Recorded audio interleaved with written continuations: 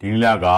ကိုအနေနဲ့ရောင်းမှန်းဝယ်ပန်းနေတာဖို့ကိုရောင်းချနေရတဲ့ကွန်ပျူတာတွေစားတော့ဆိုင်ပဲဖွင့်ဖွင့်ဈေးဆိုင်တွေပဲဖွင့်ဖွင့်ဘယ်လိုကွန်ပျူတာကိုပဲရောင်းအိမ်ရောင်းကားရောင်းမြေရောင်း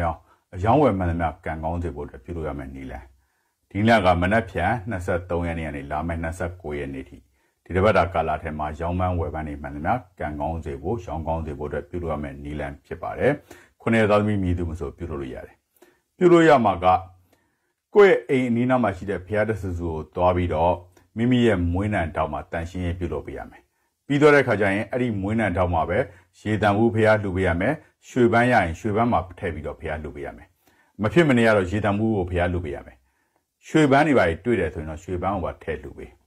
အဲ့ဒါကမွေးနံတောက်မှာတန်ရှင်းရေးပြုလုပ်ပြီးတော့တာနဲ့ရေတံဘူးလှူမယ်ရွှေပန်းရရင်ရွှေပန်းထည့်လှူမယ်အဲ့ဒီလိုလှူပြီးတော့ရင်ကိုရောင်းချနေရတဲ့ကွန်ပျူတာတွေကိုယ့်ရဲ့ရောင်းကုန်တွေအိမ်ချမ်းပြေကားတွေရောင်းထွက်စေဖို့တောင်းစုပြုပေးအခုပြောပြတဲ့နီးတန်းကိုပြုလုပ်ကြရင်လည်းအားလုံးသောကျွန်တော်ရဲ့မိတ်ဆွေများဒီတစ်ပတ်လာကာလထဲမှာရောင်းမှန်းဝယ်ပန်းတွေအထူးကံကောင်းကြပါစေလို့တောင်းစုပြုပေးလိုက်ပါတယ်ဗျာ